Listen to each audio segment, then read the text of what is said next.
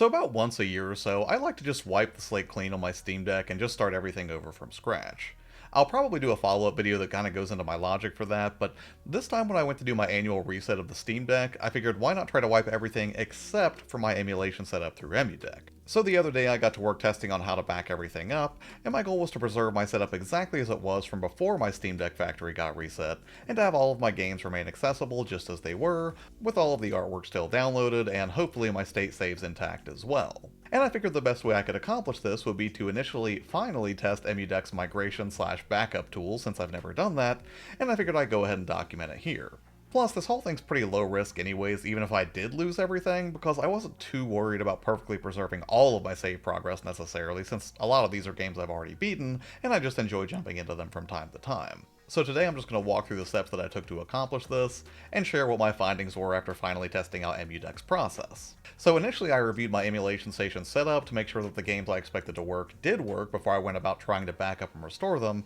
and I did a couple of quick save and load state tests across a few titles so I'd have a baseline after the factory reset. Then I switched over to desktop mode to review what my setup even looks like, to make sure I had a handle on what was where. My current setup is a 512 gig internal drive and a 1TB SD card, and all of my emulation stuff is on my internal SSD for the Steam Deck. My SD card, on the other hand, was full of a bunch of native Steam games that I'd either been capturing footage for or otherwise testing, and since normally when I do a factory reset I will tend to blow away the SD card as well, I wasn't really concerned if I screwed this up because there wasn't anything I couldn't re-download or anything I guess you'd call mission critical. After going back into desktop mode, I fired up EmuDeck and went to the Migrate installation section that's located under the EmuDeck exclusive tools area in the sidebar. From there it showed me my current installation on the internal SSD, and then had a simple button to click to select where I wanted to migrate my EmuDeck installation with ROMs intact, which also updates your Steam library path so the icons you launch in game mode won't get confused about where your emulation software is. So I started the process without reformatting the SD card or anything, just to see how seamless it would be both before and after resetting my Steam Deck back to factory. After I started the process, it took a little while for it to finally copy over all of the data, and then I got a notification that everything was copied over, at which point I hopped back over into game mode and tried to launch Resident Evil and Fatal Frame again, and sure enough everything loaded up just fine, and I was able to load the states I'd saved prior without issue. Meaning now it was time to actually do the factory reset. And quick note on that, if you're going to reset your own Steam Deck back to factory, the SD card shouldn't be affected as this process only affects the internal storage, leaving any games or applications on the SD card completely intact.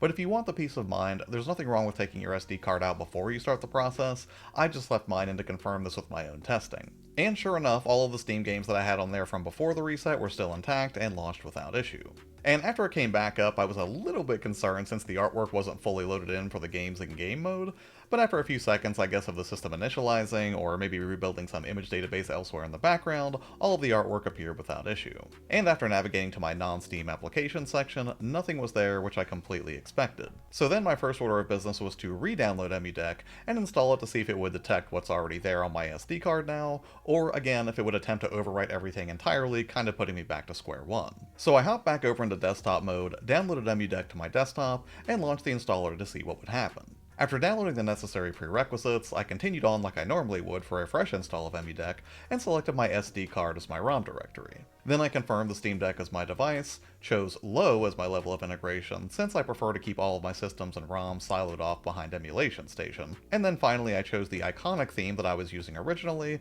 since I figured I could always mess with themes later on when I was actually within Emulation Station on the front end. And with that, I went ahead and started the installation, and my hope was really for two things at this point.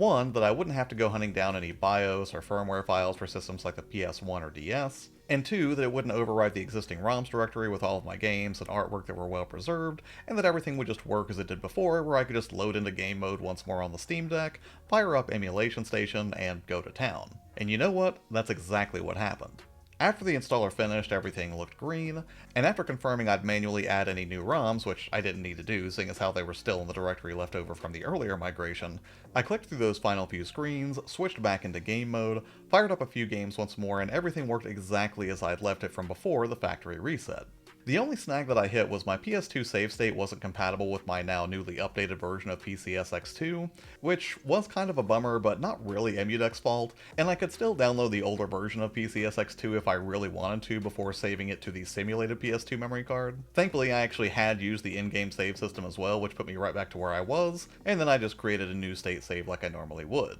As it turns out, EmuDeck's installer is non-destructive, and if it's run against a location where a previous EmuDeck installation was present, it should recognize the folder structure and leave any existing ROMs or BIOS files intact. But to err on the side of caution, you might consider doing a secondary backup of your setup before starting this process, since everyone's setup is a little bit different. But I can say after going through the process myself that it was mostly devoid of any headaches, and I imagine it'll work just dandy for anybody else who's in a similar spot. So after going through all of this, which mostly only took time to move a few hundred gigs worth of ROMs, I call the entire process a success overall. The only caveat I'll keep in mind for the next time I do this process is to make sure that my emulators are updated before I do the migration, so that I can avoid hitting the save state incompatibility issue that I had with PCSX2. But again, that wasn't a huge deal because I was mostly concerned with backing up the ROMs themselves, their artwork, and making sure that all of the emulators still launch successfully without having to do a bunch of file wrangling to get things back to par. So if you're in a similar situation where you want to move your EmuDeck installation to a new card, or just migrate it from your SSD to an existing SD card that you keep in your Steam Deck,